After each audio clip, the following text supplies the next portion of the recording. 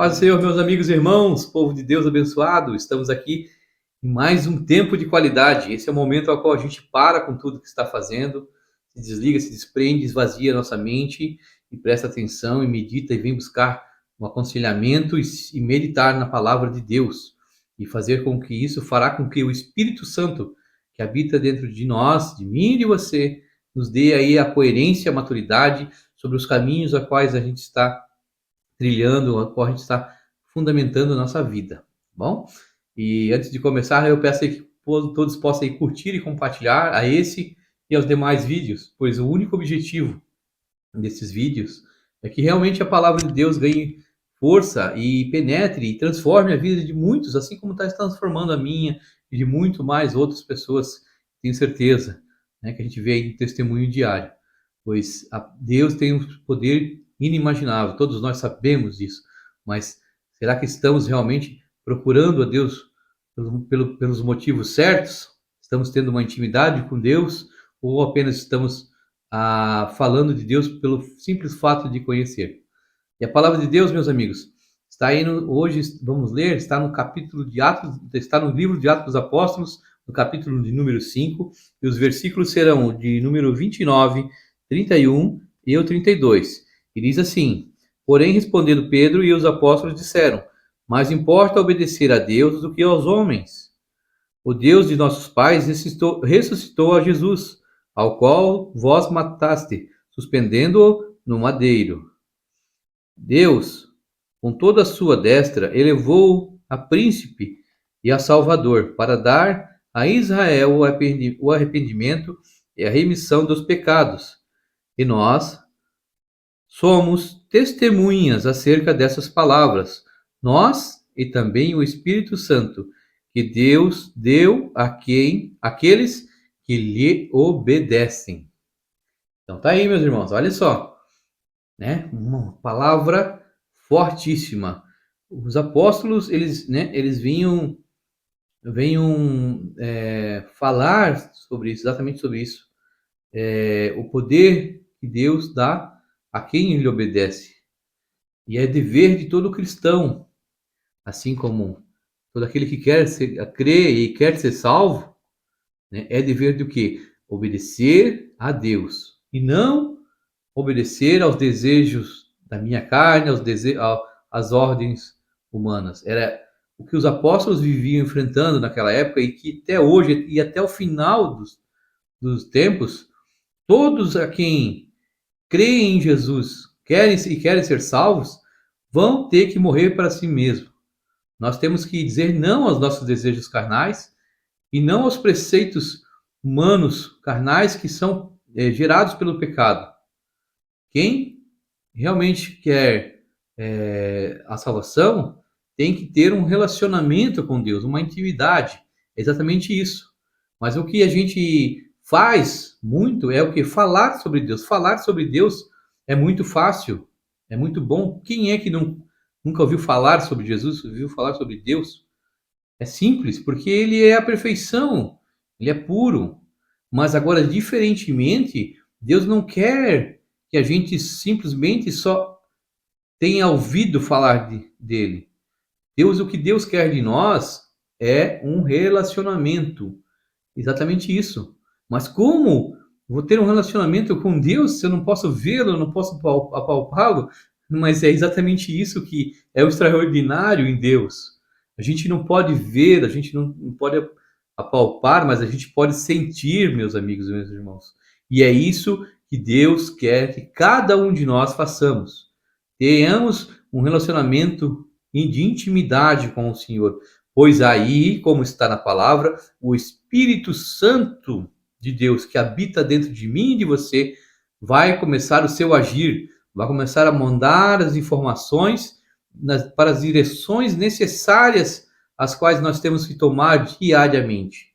Mas quando eu duvido disso, eu não creio, não tenho a fé suficiente e não quero, não vou atrás de desenvolver o caráter de Cristo dentro de mim para ter essa fé e ter essa comunhão com o Pai, e eu vou fazer com que um simples e mero papel de ator. É exatamente isso.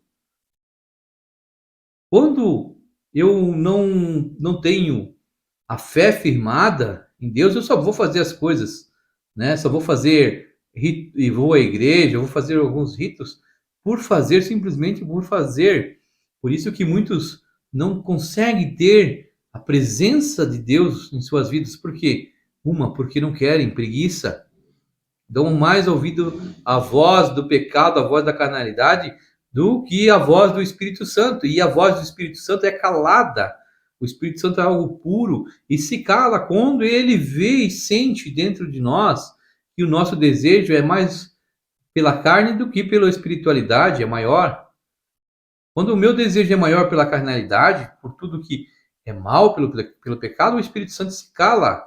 Diferentemente do pecado. Quando o mal que é dentro de mim, dentro de você, esse é um fato, é uma realidade que nós temos que aceitar, né? Que nós somos pecadores e temos o pecado morando dentro de nós também, e é muito mais aflorado, né? E é sobre isso que nós temos que lutar, dizer não à nossa carne, é a grande luta que cada um de nós que queremos e almejamos a salvação temos que fazer, é exatamente isso. É se redescobrir, se renovar, fazer uma nova vida, trilhar uma vida, dizer não às imoralidades às quais a minha carne deseja. E quais são, irmãos? São inúmeras. Vou citar apenas algumas aqui: a mentira, que vai gerar fofoca, que vai gerar intriga, né? Que vai gerar rebeldia, que gera a inveja, que gera a ganância, a glutonaria, vai gerar um monte de coisas. A raiz do pecado, o mal, ele precisa só apenas de uma brechinha para ele plantar sua sementinha. E ele tem uma infinidade. Aqui ele tem muita força. O mal, o pecado, ele não tem mais força que Deus, mas maior força do que Deus. Ninguém tem maior força do que Deus. Mas ao contrário do que muitos pensam e dizem, o mal tem um grande poder sobre nós. Se nós, claro, deixarmos ser influenciados por ele. Se eu não procuro a ter ao único que pode me dar força para ter essa intimidade, essa comunhão com Deus, né? Que é a Jesus Cristo de Nazaré, que foi o único, né? Que é o Filho de Deus, que é o Cordeiro do Senhor, né? Que é o único que vai me trazer a única chance de salvação, foi o único que, né, abriu a porta para os céus, que nos tira do pecado, né? Se eu não desenvolver esse caráter dentro de mim, jamais eu vou ter uma intimidade com Deus, porque Deus não se relaciona com ninguém com o pecado. Deus é puro e nós temos que entender isso de uma vez por todas.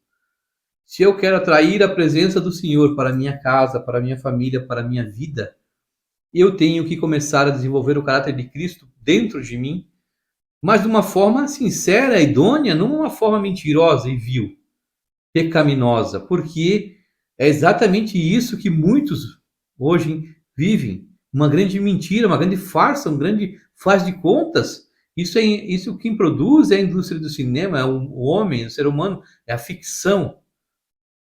E nós podemos nos enganar uns aos outros, mas a Deus ninguém engana, ninguém consegue. Nós miseravelmente nos deixamos ser induzidos pelo pecado com aquele pensamento de que estou levando vantagem, está dando certo. Só que lá no final, o grande objetivo do mal é exatamente isso. Lá no final, a gente vai receber a sentença. E a gente vai para o inferno, sim.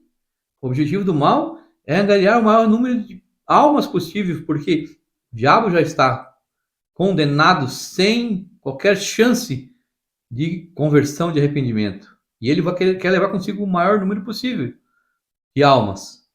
E esse é o objetivo dele. Só que nós temos que parar de fixar os nossos objetivos, a nossa mente, os nossos olhos aqui somente, só aqui na Terra. Nós temos que realmente elevar muito mais os nossos olhos ao espiritual, às coisas de Deus. A transformação irá acontecer dentro do nosso interior. Quando eu penso antes de falar, eu raciocínio antes de agir e tomo por base, né, o caráter de Cristo, o que será que Jesus faria nessa ocasião? Quando eu conheço a Jesus Cristo, quando eu estou procurando a palavra de Deus, quando eu estou procurando desenvolver o caráter de Cristo dentro de mim, Eu já sei que Jesus Cristo não mente, eu já sei que Jesus Cristo perdoa, eu já sei que Jesus Cristo não quer fazer mal a ninguém, não vai roubar do outro, não é ganancioso, então eu também tenho que trazer isso para a minha vida. E quando eu tenho isso aí, obviamente, o meu caráter vai ser edificado, vai ser transformado. É uma luta árdua, porque o que está dentro de mim vai relutar para que eu não faça isso, para que eu não mude, para que eu fique naquele ser egoísta, mesquinho, ganancioso, rancoroso. Mas esse é o dever de todos os cristãos, todos nós que almejamos ser salvos. Eu não estou aqui usando de hipocrisia, nem quero usar de que eu sou melhor ou maior do que ninguém, não adianta, muito menos isso quem fazia eram os fariseus e muitos hoje fazem.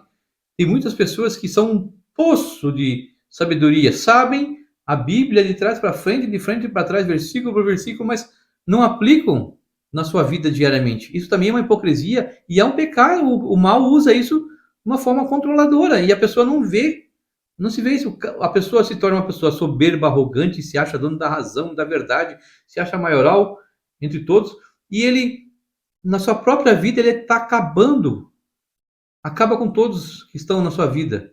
Por quê? Ele se deixa descontrolar, ele vira uma pessoa totalmente religiosa. Olha a periculosidade do mal. Ele não tem escrúpulos.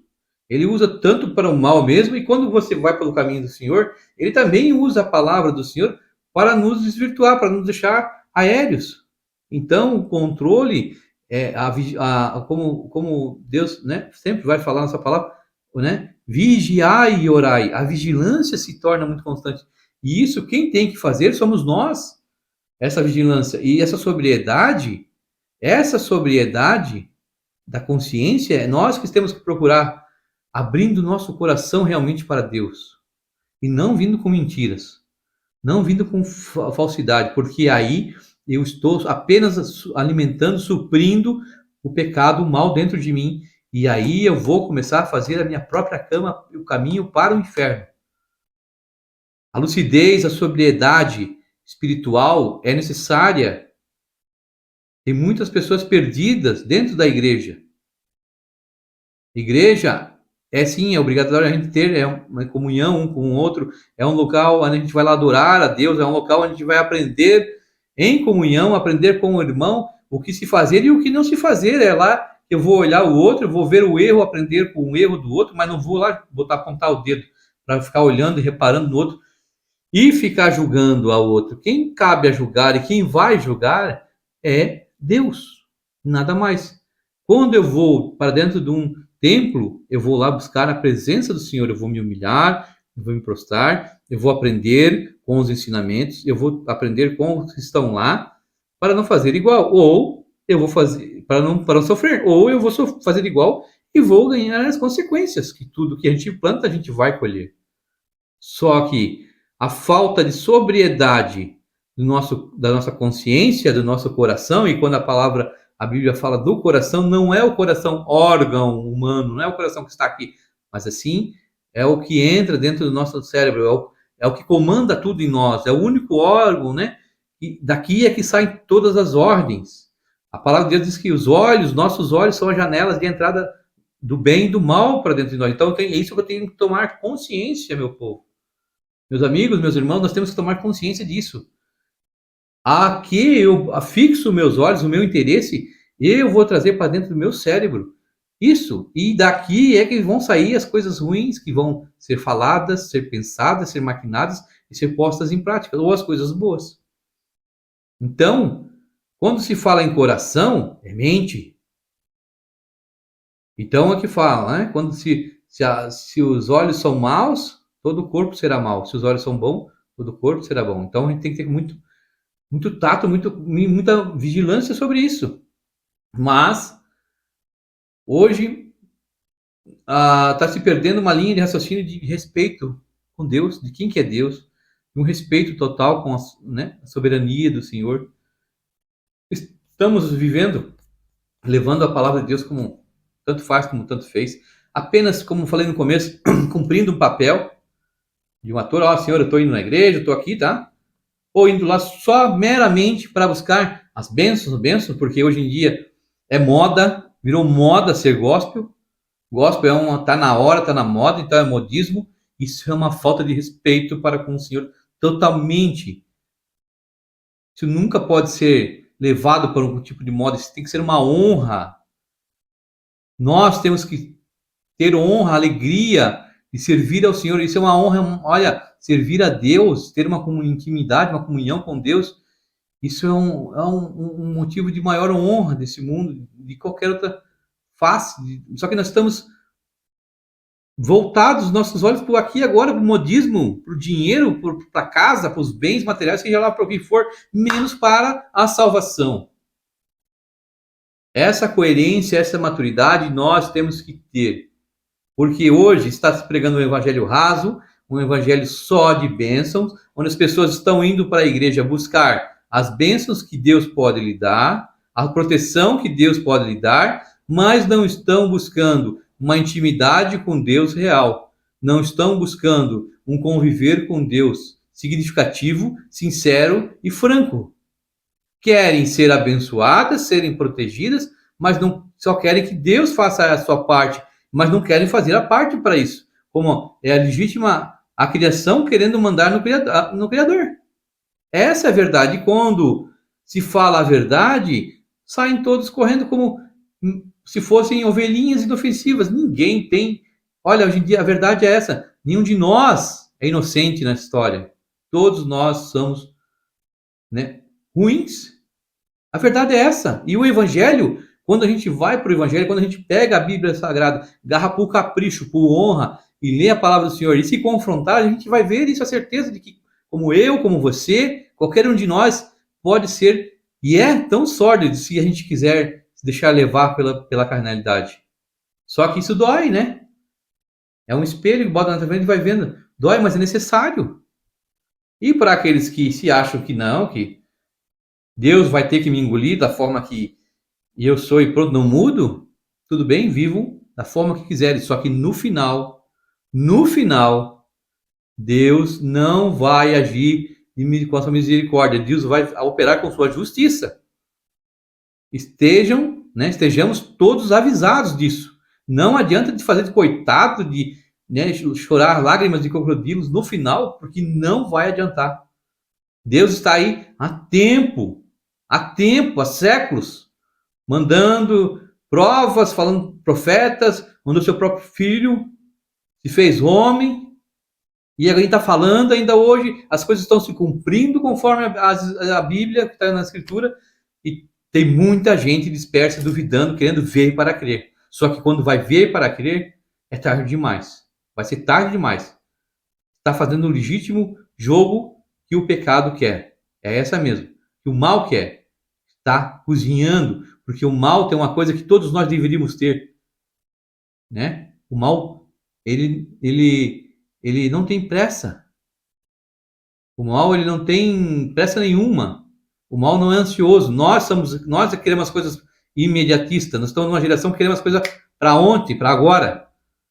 Isso foi se transformando através dos séculos. Nossos pais, nossos avós, e nós estamos passando isso para nossos filhos cada vez mais, transformando pessoas acomodadas, pessoas miseráveis, cada vez mais bebês chorões, querendo tudo fácil, tudo na coisa mais no modo da preguiça, do comodismo. E isso não edifica ninguém, só torna uma pessoa mais preguiçosa, uma pessoa mais desleal, desordeira. Essa é a verdade. E isso que eu falo aqui, eu falo para mim também. Não estou dizendo aqui usando de hostilidade, de hipocrisia. Isso serve para mim. Eu sei o que eu vivi, eu sei o que eu estou vivendo, eu sei o que eu fiz com a minha vida, eu sei o que eu me arrependi, eu sei o que eu sofri. E não desejo isso para ninguém. Estou aqui apenas agora tentando passar a minha experiência através, né, dos meus relatos, dos meus depoimentos que eu passo e que eu levo aqui. Então, tudo isso serve só para me edificar. E eu quero que ninguém passe pelo que eu passei. Por isso que eu venho aqui dar meu testemunho. Porque é muito mal quando você está lá colhendo, quando você está no deserto colhendo o que você plantou, é dolorido, irmãos. E ninguém queira passar por isso. Eu agradeço a atenção de todos. Peço mais uma vez humildemente que curtam e compartilhem. Que a gente possa procurar o Senhor com sinceridade, com o coração aberto, com franqueza, para que sejamos realmente transformados, né? Desenvolvendo sempre o caráter de Cristo dentro de nós, pois aí nós iremos ter uma comunhão com Deus, ao invés somente de ouvir falar. Que a paz do Senhor esteja conosco até o nosso próximo encontro. Uma boa noite, pessoal.